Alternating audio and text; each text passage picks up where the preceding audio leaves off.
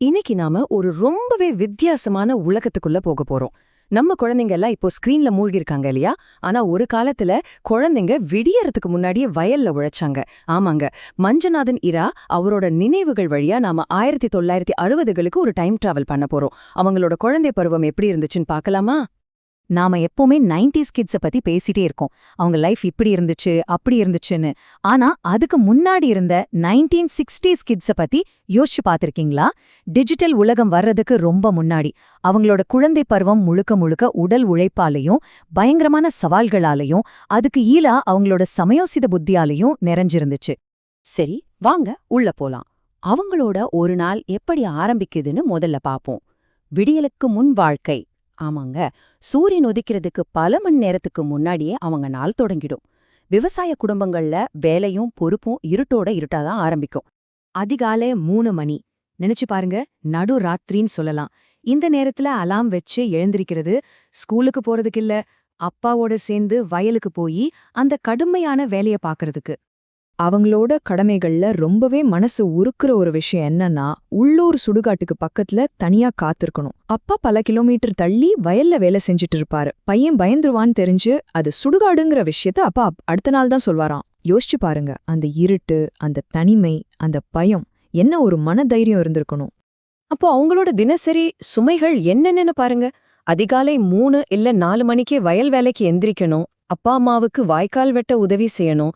அப்புறம் அந்த காலத்துல இருந்த கனமான மரக்கலப்பையே தூக்கிட்டு போகணும். இதெல்லாம் எப்பவாச்சும் செய்யற வேலை இல்ல. தினமும் அந்த சின்ன வயசுல அவங்க தோள்ல இருந்த பெரிய பாரம். எவ்ளோ மணி நேரம் உழைச்சதுக்கு அப்புறம் சரி இனிமே ஸ்கூலுக்கு போற பயணம் ஈஸியா இருக்குமான்னு கேட்டா நிச்சயமா இல்ல. அதுவே ஒரு பெரிய சாகச பயணம்தான். தினமும் ஸ்கூலுக்கு போகணும்னா வழியில பெருக்கெடுத்து ஓடுற ஒரு ஓடைய தாண்டி போகணும். கையில இருக்கிறது ஒரே ஒரு காக்கி யூனிஃபார்ம் தான். அது நினைஞ்சிடக்கூடாது இல்லையா? அதுக்காக என்ன பண்ணுவாங்க தெரியுமா? ஓடக்கிட்ட வந்ததும் அந்த காக்கி ஷார்ட்ஸ கழட்டி புத்தகத்தோட சேர்த்து தலைக்கு மேல தூக்கி பிடிச்சுக்குவாங்க. அப்படியே தண்ணில நடந்து அக்கறைக்கு போய் மறுபடியும் ட்ரெஸ்ஸ போட்டுக்கிட்டு ஸ்கூலுக்கு போவாங்க. தினமும் இதுதான் அவங்களோட வழக்கம்.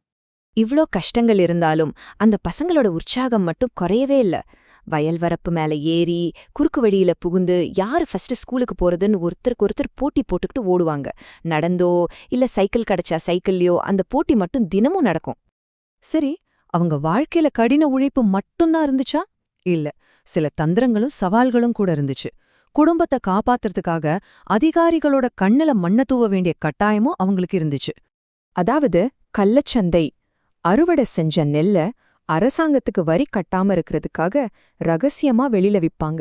இது சட்டப்படி தப்புதான், ஆனா அவங்களோட புழைப்புக்கு இது ரொம்ப அவசியமா இருந்துச்சு. இதனால போலீஸ்க்கும் விவசாயிகளுக்கும் நடுல ஒரு பூனை எலியாட்டம் மாதிரிதான். இவங்க ஒரு தந்திரம் பண்ணனா போலீஸ் அதை கண்டுபிடிக்க ஒரு க்ளூ வச்சிருப்பாங்க. உதாரணத்துக்கு, மாடுகளை வேகமா ஓட்டக்கூடாதுன்னு ஒரு சட்டம், ஏன்னா அது விலங்குவதே. அதனால ஊருக்குள்ள வரதுக்கு முன்னாடி மாட்டை அடிக்கிற குச்சியெல்லாம் ஒளிச்சு வச்சிடுவாங்க. அதே மாதிரி போலீஸ் என்ன பண்ணும்? மாடு வேகமா ஓடுனா அதோட சாணம் தண்ணியா போகும். அதை வச்சே கண்டுபிடிச்சிடுவாங்க. பாருங்க, மாட்டு சாணத்தை வச்சு கூட கேஸ் போடுற அளவுக்கு நிலைமை இருந்திருக்கு. சரி, இந்த சவால்கள், தந்திரங்கள் எல்லாம் ஆண்கள் மட்டும்தான் செஞ்சாங்களா? இல்லவே இல்ல. இப்போ நாம பார்க்க போறது அந்த கிராமத்து தாய்மார்கள், அத்தைகளோட ஒரு அசத்தலான சாகச கதை. சினிமாவுக்கு போற ஒரு ரகசிய பயணம். இதை எப்படி அவங்க சாத்தியமாக்குனாங்க?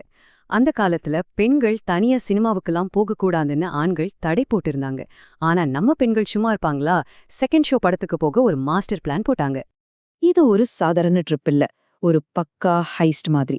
முதல்ல வீட்ல புருஷங்க தூங்குற வரைக்கும் காத்திருக்கணும். அப்புறம் எல்லாரும் ஆண்கள் மாதிரி வேஷம் போட்டுக்கணும்.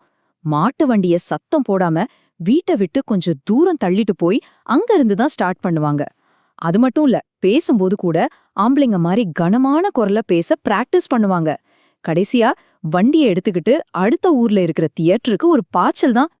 வழியில யாராவது பாத்துட்டா என்ன பண்றது? அதுக்கும் பிளான் வச்சிருந்தாங்க. ஏய், என்னடா எப்படி இருக்க, சாப்பிட்டியா அப்படின்னு ஆம்பளைங்க பேசிக்கிற மாதிரி பேசி பழகி இருந்தாங்க. ஏன்னா ஒரு ஆம்பளைங்க கூட்டமா போறதுதான் அவங்க பாதுகாப்புக்கு நல்லதுன்னு நினைச்சாங்க. மறுநாள் காலையில என்ன ஆகும்? கண்டிப்பா புருஷன்கிட்ட மாட்டிக்குவாங்க, பெரிய சண்டை வரும். ஆனா அந்த ரிஸ்க்குக்கும் ஒரு ரிவார்டு இருந்துச்சு. அந்த புது படத்தோட மேஜிக், அந்த கொஞ்ச நேர சுதந்திரம், அதுக்காக இந்த சண்டையெல்லாம் ஒரு விஷயமாவே அவங்களுக்கு தெரியல. அதனாலதான் திரும்ப திரும்ப இந்த ரிஸ்கை எடுக்கவும் தயாரா இருந்தாங்க. சரி, அவங்க வாழ்க்கை முழுக்க வேலையும் என்ன மாதிரி திலாலங்கடி வேலைகளும் தானா?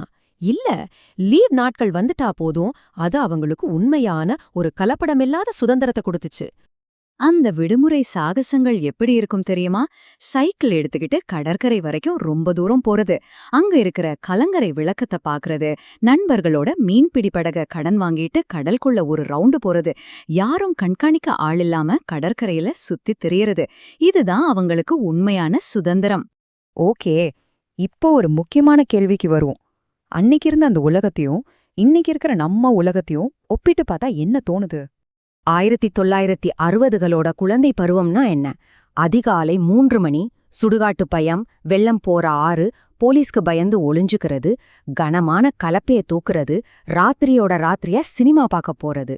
ஆனா இப்போதைய குழந்தை பருவம் ஒரே வார்த்தையில சொல்லணும்னா டிஜிட்டல் உலகம். ஒரு பக்கம் உடல் ரீதியான சவால்கள், இன்னொரு பக்கம் டிஜிட்டல் அனுபவங்கள்.